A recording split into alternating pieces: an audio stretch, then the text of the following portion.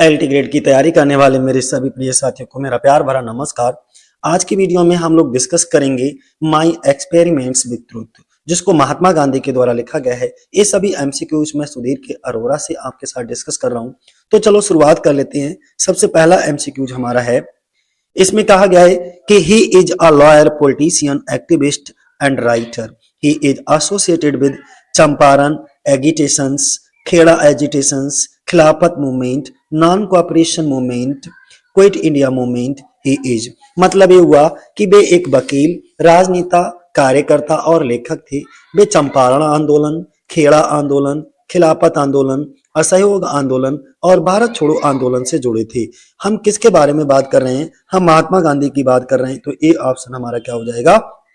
सही हो जाएगा। दूसरे नंबर का क्वेश्चन है, डांडी साल्ट मार्च अकर्ड इन। जो डांडी नमक सत्याग्रह कब शुरू हुआ था? तो ये 1930 को शुरू हुआ था। ए ऑप्शन हमारा क्या हो जाएगा? सही हो जाएगा, 1930। गांधी बर्थडे, गांधी का बर्थडे 2 अक्टूबर को मनाया जाता है। इस सेलिब्रेटेड एज, और किस रूप में? यानी कि गांधी जी का जन्मदिन 2 अक्टूबर किस रूप में मनाया जाता है? तो अंतरराष्ट्रीय अहिंसा दिवस के रूप में इनको मनाया जाता है। यानी कि बी ऑप्शन पर हम जाएंगे, international day of non violence. अगला फोर्थ नंबर के अगर हम बात करें तो चौथे नंबर का क्वेश्चन है हमारा, the stories of Shravan Kumar and Raja Harishchandra influenced.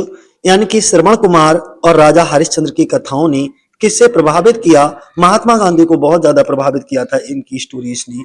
A option हमारा हो जाएगा।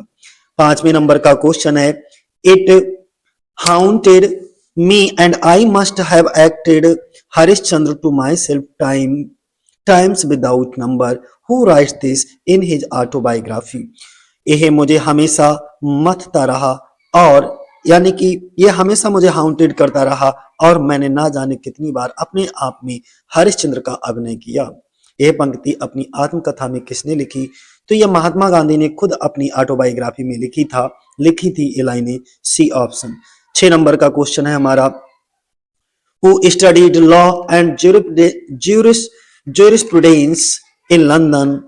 किसने लंदन में कानून और न्याय शास्त्र की पढ़ाई की? तो महात्मा गांधी ने लंदन में जो है कानून और न्याय शास्त्र की पढ़ाई की, अध्ययन किया था। 7 नंबर का क्वेश्चन देखो क्या है। इसमें कहा गया है, who enrolled at the Inner Temple as he wanted to be a barrister. Inner Temple में बैरिस्टर बनने के लिए किसने दाखिला लिया? तो इनर टेम्पल में बैरिस्टर बनने के लिए, वकील बनने के लिए महात्मा गांधी ने दाखिला लिया था। सी ऑप्शन हमारा क्या हो जाएगा? सही हो जाएगा।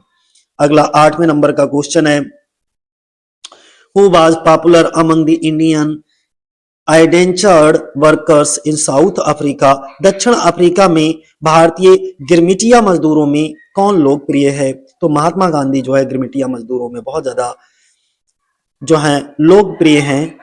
कहां पे जाएंगे? सी ऑप्शन पर हम लोग जाएंगे। अगला क्वेश्चन 9 नंबर पे देखो क्या कहा गया है, Gandhi Irwin pact was signed in. Gandhi Irwin समझौता कब हुआ था? मार्च 1931 में ये समझौता हुआ था। ए ऑप्शन हमारा सही हो जाएगा। अगला 10 नंबर का क्वेश्चन है कि who resigned from Congress party membership in 1934। 1934 में कांग्रेस की सदस्यता से, मेंबरशिप से किसने त्याग पत्र दिया? तो किसने? महात्मा गांधी ने त्याग पत्र दिया था। सी ऑप्शन हमारा होगा। 11 नंबर का क्वेश्चन है, friends and comrades the light has gone out of our lives. वो कहते हैं मित्रों और साथियों, हमारे जीवन का प्रकाश बुझ गया। Who addresses his countryman about Gandhi's death. यानी कि गांधी की मृत्यु पर यह संबोधन किसने दिया? तो जवाहरलाल नेहरू ने दिया था। ए ऑप्शन हमारा सही होगा। कौन? जवाहरलाल नेहरू। 12 नंबर का क्वेश्चन क्या कहा गया है?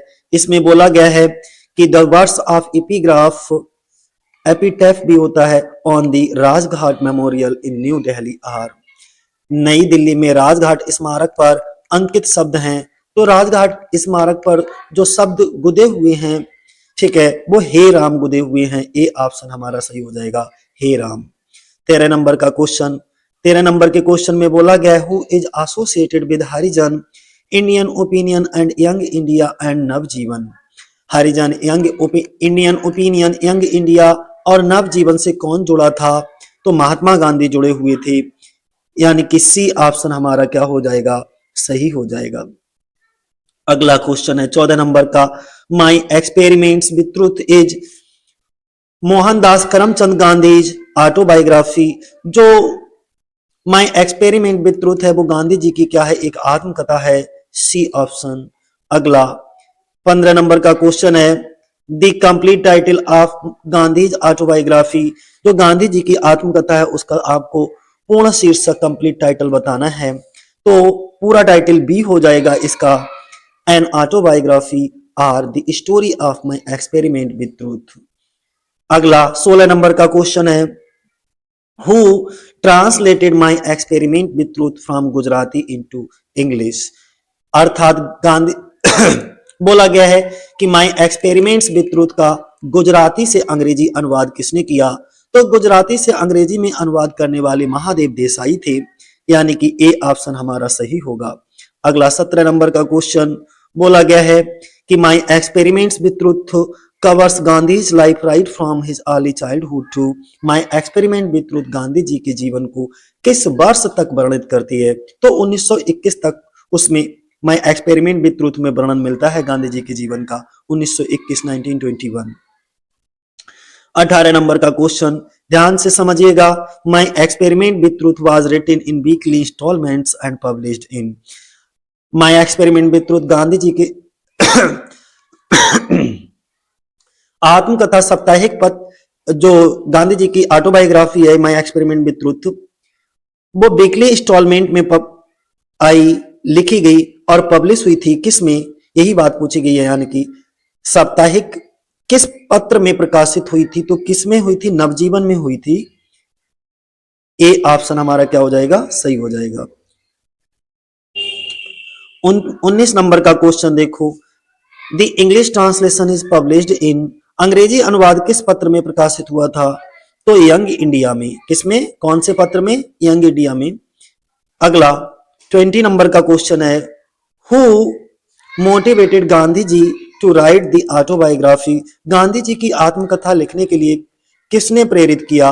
तो गांधी जी को आत्मकथा लिखने के लिए प्रेरित करने वाले लोग स्वामी आनंद और उनके सहकर्मी थे। ये ऑप्शन हमारा सही हो जाएगा। स्वामी आनंद एंड गांधी कोवर्कर, कोवर्कर्स का मतलब होता है उनके साथ काम करने वाले सहकर्मी। माई experiments with truth is divided into. जो माई एक्सपेरिमेंट विद ट्रूथ है वो कितने भागों में विभाजित है? तो 5 भागों में ये विभाजित है, यानी कि 5 पार्ट्स हो जाएंगे। ठीक है, ध्यान बनाए रखना। जिसमें गांधी जी का पूरा नाम था मोहनदास करमचंद गांधी और 2 अक्टूबर 1869 यानी कि 1869 में इनका जन्म होता है पोरबंदर में। ये सब चीजें आपको पता ही होंगी। और इनकी मृत्यु 30 जनवरी 1948 को हो जाती है। नाथूराम गोडसे के द्वारा इनकी हत्या कर दी जाती है न्यू दिल्ली में। ठीक है, इनके पिता का भी नाम ध्यान बनाए रखना, करमचंद गांधी, और माता का नाम था पुतलीबाई गांधी। इनकी स्पाउस यानी कि पत्नी का नाम था कस्तूरबा गांधी। ठीक है, और एक वर्क जो तुम्हारे एलटी ग्रेड के एग्जाम में लगा हुआ है, the story of my experiments with truth. ये सब चीजें आपको ध्यान बनाए रखना है। 5 पार्ट हो गए। अगला 22 नंबर का क्वेश्चन है भाई, इसमें बोला गया है, playing the husband a tragedy, my father's death and my double shame my choice, my helplessness appears in part. उन्होंने कहा है कि playing the husband a tragedy, फिर my father's death, my double shame आदि अध्याय किस भाग में है? तो ये भाग नंबर 1 की बात हो रही है, यानी कि जो 5 भागों में इनकी बायोग्राफी डिवाइड है, ऑटोबायोग्राफी डिवाइड है, उसके भाग नंबर 1 में है ये सब। अगला 23 नंबर का क्वेश्चन है, इसमें कहा गया है, देयर इज वन चैप्टर टाइटेड love lovers lost which appears in part. Love lovers lost अध्याय किस भाग में है? तो भाग 4 में है ये। ठीक है, ए ऑप्शन हो जाएगा। 24 नंबर का क्वेश्चन देखो, there is one chapter title the first night which appears in part. A भी 4th भाग में ही है। ठीक है, ध्यान बनाए रखना, डी ऑप्शन हो जाएगा हमारा। 25 नंबर का क्वेश्चन देखो क्या कहा गया है, इसमें बोला गया है, there is one chapter title the birth of Satyagraha which appears a part. आपको बताना है द बर्थ ऑफ सत्याग्रह अध्याय किस भाग में है? तो ये भी भाग 4 में ही है। 26 नंबर का क्वेश्चन देख लो। बोला गया है इसमें कि towards self-restraint, fasting, literary training, fasting as penance, a spiritual dilemma, how a client was saved, are some chapters that appears in part। वो कहते हैं towards self-restraint, fasting, literary training आदि अध्याय किस भाग में है? तो ये भी भाग 4 में है। डी ऑप्शन हमारा क्या हो जाएगा? इसका सही हो जाएगा भाग 4। अब 27 नंबर का क्वेश्चन देखो क्या कहा गया है इसमें। बोला गया है the first experience Shanti Niketan was the third class passengers going Kumbh Mela, ठीक है, लक्ष्मण झूला, फिर आगे face to face with ahimsa, the onion theme, the birth of khadi are some chapters that appears in part. ठीक है, तो ये सभी जो हैं चैप्टर्स कौन से भाग में हैं? तो डी यानी कि 5वें भाग में है ये सब। 28 नंबर का क्वेश्चन देखो, कहा गया 28 नंबर के क्वेश्चन में writing an autobiography is a practice peculiar to the best. I know, यहां पर समझिए, I know of nobody in the east having written one except among guests those who have come under western influence। आत्मकथा लिखना पश्चिम की एक खास प्रथा है, मैं पूरब में किसी ऐसे व्यक्ति को नहीं जानता जिसने ऐसी कोई किताब लिखी हो सिवाय उनके जो पश्चिमी प्रभाव में आए हैं। और आप क्या कहें, क्या लिखेंगे? और आप क्या लिखेंगे? What will you write? Supposing you reject tomorrow the things you hold as principles today, or supposing you revise in the future your plans of today, is it not likely that the man।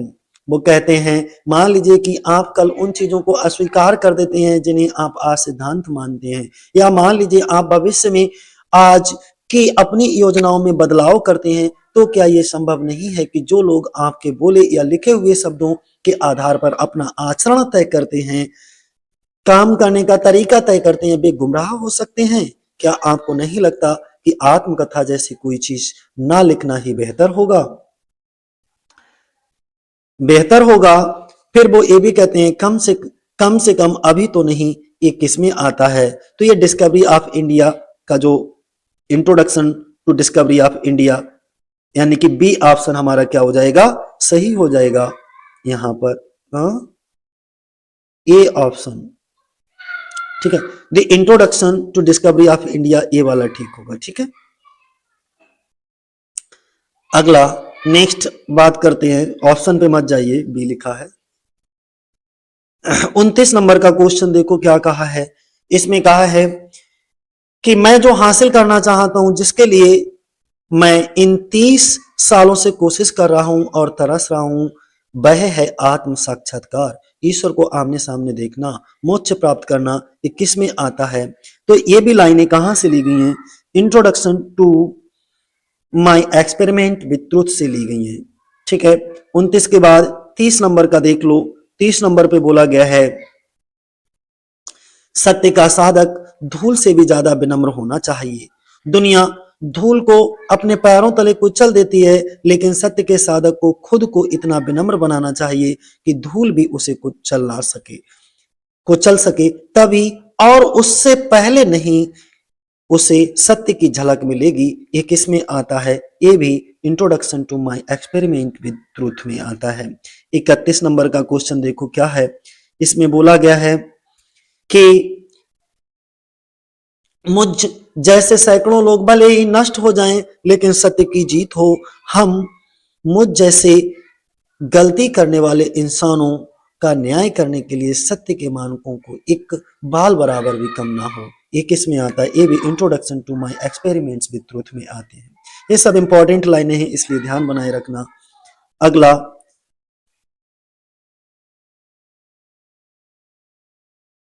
क्या है? In bidding farewell to the reader, अर्थात पाठक को विदा कहते हुए कम से कम अभी के लिए मैं उनसे प्रार्थना करता हूं कि वे मेरे साथ सत्य के ईश्वर से प्रार्थना करें कि वे मुझे मन, वचन और कर्म से अहिंसा का वरदान दे। अलविदा। ये आखिरी पंक्तियां हैं और ये आखिरी पंक्तियां एंडिंग लाइंस किसकी हैं? माई एक्सपेरिमेंट्स विद ट्रूथ, इसलिए आपको याद बनाए रखना है क्योंकि किसी भी वर्क की फर्स्ट लाइन और लास्ट लाइन से डिस्कस कर लिया जाता है क्वेश्चन। अगला क्वेश्चन हमारा 33 नंबर पे देखो क्या है, बोला गया है प्यार की यानी कि दो पल्स ड्रॉप्स ऑफ लव, ठीक है, क्लीनेस्ड माई हार्ट, प्यार की उन मोती जैसी बूंदों ने मेरे दिल को साफ कर दिया और मेरे पाप धो दिए। जिसने ऐसे प्यार का अनुभव किया है वही जानता है कि यह क्या है। जैसे कि भजन कहता है, वही जो प्यार के तीरों से घायल हुआ है उसकी शक्ति जनता है, जनता में ही उसकी शक्ति निहित है। ये किस में आता है? माई एक्सपेरिमेंट विद ट्रूथ में। ये ऑप्शन हमारा सही होगा। 33 के बाद 34 नंबर का क्वेश्चन है, when death is eminent who can think of right remedy, who said this, जब मौत करीब हो तो सही इलाज के बारे में कौन सोच सकता है, ये किसने कहा? गांधी जी ने कहा। डी ऑप्शन हमारा सही हो जाएगा। 35 नंबर का क्वेश्चन देखो क्या है, इसमें बोला गया है the same to which I have referred in the forgetting chapter, यानी कि जिस शर्म का मैंने पिछले अध्याय में जिक्र किया है वह मेरे पिता की मौत के नाजुक समय में भी मेरी शारीरिक इच्छा थी, जिसके लिए जाग कर सेवा करने की जरूरत थी। ये एक ऐसा दाग है जिसे मैं कभी मिटा नहीं पाया या भूल नहीं पाया, और मैंने हमेशा सोचा है कि हालांकि मेरे माता पिता के प्रति मेरी भक्ति की कोई सीमा नहीं थी और मैं इसके लिए कुछ भी छोड़ देता, फिर भी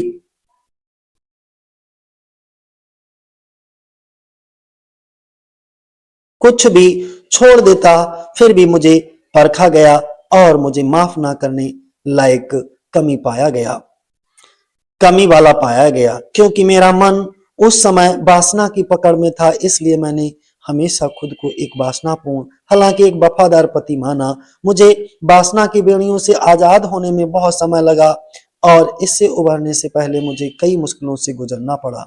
यह किस में आता है? ये भी उनकी autobiography my experiment with truth में आता है। 36 नंबर का क्वेश्चन देखो क्या कहा गया है, इसमें बोला गया इससे पहले कि मैं अपनी दोहरी शर्म का यह अध्याय खत्म करूं, मैं ये बता दूं कि मेरी पत्नी से पैदा हुआ ये बेचारा बच्चा 3 या 4 दिन से ज्यादा मुश्किल से ही सांस ले पाया और कुछ उम्मीद नहीं की जा सकती थी। सभी शादीशुदा लोग मेरे उदाहरण से सावधान हो जाएं, ये मेरे पिता की मृत्यु और मेरी दोहरी शर्म में आता है।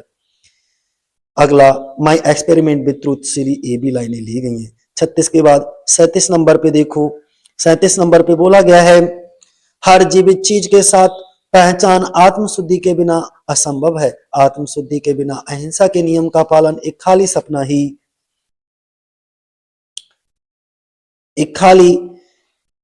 सपना ही रहेगा।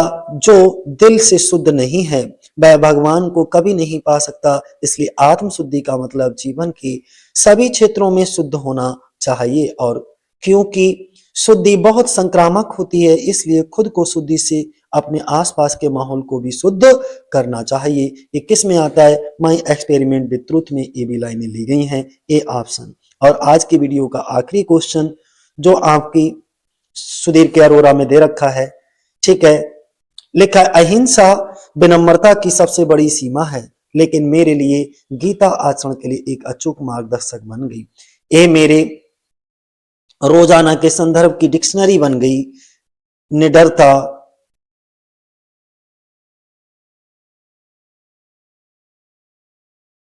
निडरता आध्यात्मिकता की पहली शर्त है। कायर कभी नैतिक नहीं हो सकती। मनुष्य अपने विचारों का ही परिणाम है। वह जो सोचता है वही बन जाता है। जीवन सभी कलाओं से बड़ा है। हालांकि भगवान प्रेम हो सकते हैं लेकिन भगवान सबसे ऊपर सत्य हैं। कम बोलने वाला व्यक्ति शायद ही कभी अपनी बातों को बिना सोचे समझे बोलेगा। वह हर शब्द को तोल कर बोलेगा। यह मेरे सत्य के प्रयोग से बहुत लोकप्रिय एग्जाम्पल है, जिसे लिखा है किसने? तो गांधी जी ने। आज ये आखिरी क्वेश्चन था। आज के लिए इतना ही। जय हिंद, जय भारत साथियों।